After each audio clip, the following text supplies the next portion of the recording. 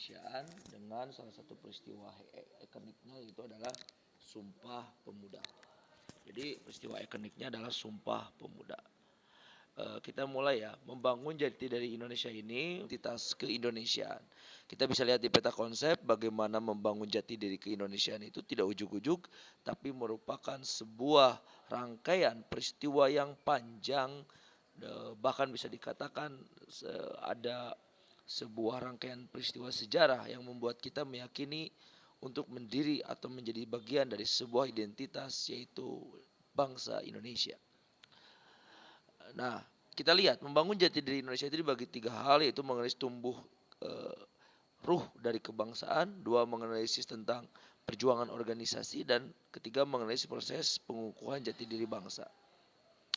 Oke, dilewat untuk pembentukan 1902 sampai 1920 itu adalah ada organisasi-organisasi yang berkembang, anak-anak. Ada satu organisasi yang menjadi cikal bakal dari pergerakan nasional yang terkenal dengan sebutan organisasi Budi Utomo. Ini bukan nama orang, ini dalam organisasi. Ini adalah organisasi yang terutama ingin berkumpul untuk mengembalikan ajaran Jawa pada saat itu. Dipelopori oleh Stopia ya. Ya, di sini tokohnya yang terkenal adalah Wahidin ya. Nah, di sini bisa dikatakan bahwa bisa dilihat bentar.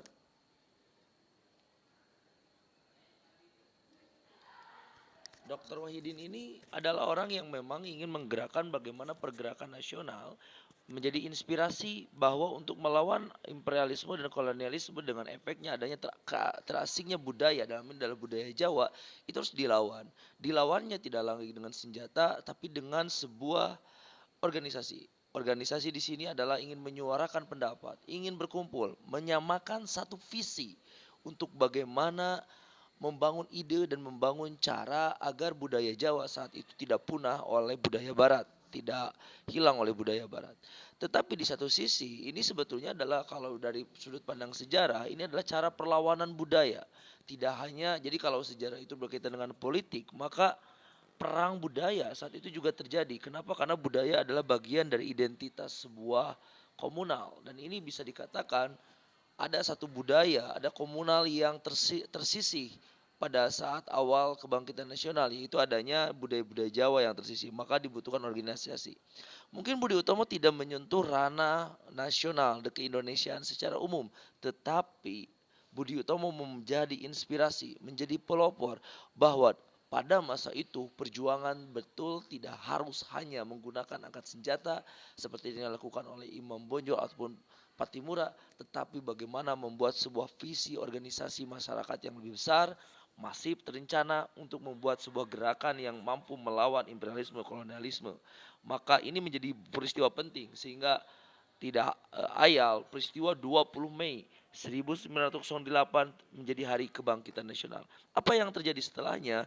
Ini memunculkan inspirasi, munculnya berdirinya Serikat Islam, Indis Partij. Untuk apa? Karena mereka terinspirasi bahwa betul pada saat ini setelah munculnya golongan terpelajar akibat adanya politik etis, politik yang disebabkan oleh politik balas budi akibat tanam paksa yang mengeruk kekayaan alam tapi berhasil membuat Belanda menjadi salah satu negara terkaya di Eropa.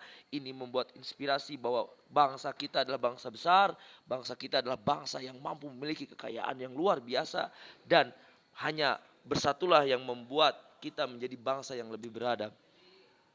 Syarikat Islam menjadi inspirasi bagaimana perjuangan melawan penjajahan ini juga berakibat adanya eksploitasi terhadap sebuah komunitas agama terbesar saat itu yaitu Islam.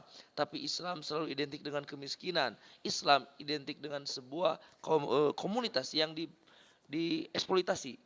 Dan tidak ada tokoh-tokoh Islam yang ada. Pada saat itu membuat adanya inspirasi bahwa harus ada sebuah perkumpulan Islam yang menggerakkan umat Islam. Ketika umat Islamnya bergerak maka penjajahan itu juga akan hilang. Tapi penjajahan tidak serta-merta hilang dengan cara mengusung merdeka. Waktu itu masih dicari formula yang tepat dan Syarikat Islam membantu menggerakkan menjadi inspirasi bahwa ada golongan-golongan tertentu juga harus bergerak untuk cita-citanya sama, yaitu melawan imperialisme dan kolonialisme. Indis Partij juga demikian. Di masa yang akan datang muncul organisasi-organisasi yang menyuarakan penentangan terhadap ide imperialisme kolonialisme lebih nyata seperti Partai Komunis Indonesia, ya. Ada juga Perhimpunan Indonesia dan bahkan juga Partai Nasional Indonesia. Tokoh-tokohnya mungkin tidak asing lagi seperti Soekarno, ya, Hatta, bahkan Snellfleet. Di sini juga ada tokoh-tokoh. Sebetulnya bisa dilihat masa pergerakan ini kita mungkin akan mengenal sebuah tokoh yang menjadi bapak bangsa, yaitu ada Cokro Aminoto. Cokro Aminoto terkenal sebagai bapak bangsa, bapak ideologi yang menjadi rumah ideologi dari the founding of father dari generasi emas pada saat itu.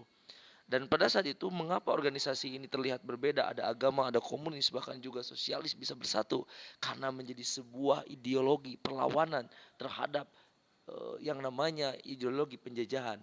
Jadi apapun ideologinya selama itu menentang akan diterima dengan baik oleh masyarakat yang geram akan penjajahan.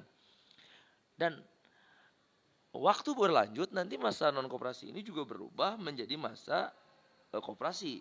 Mereka berpikir bahwa untuk melawan penjajahan dibutuhkan organisasi yang juga bisa lebih dekat dengan tanda kutip penjajah. Untuk apa? Untuk bisa mengambil hati ataupun bisa menyuarakan pendapatnya secara konstitusi, tidak dianggap radikal mungkin, ya. Ini contoh yang dilakukan oleh Gapi, ya. Nah, ini contohnya Tamrin tokohnya, dia menyuarakan bagaimana Indonesia harus berparlemen. Tetapi ini mendapatkan sebuah pertentangan. Jadi pertentangan politik dalam sebuah tujuan negara adalah sebuah hal yang biasa. Maka tidak heran jikalau hari ini kita mengamati adanya pertentangan politik. Sebagai anak sejarah, sebagai orang yang mengerti sejarah, kita harus lebih bijaksana menanggapinya. Nah, puncaknya pertentangan-pertentangan pembentukan identitas organisasi, masa radikal dan masa konspirasi ini akan membuat sebuah proses yang penguatan jati diri bangsa, yaitu cita-cita bersama.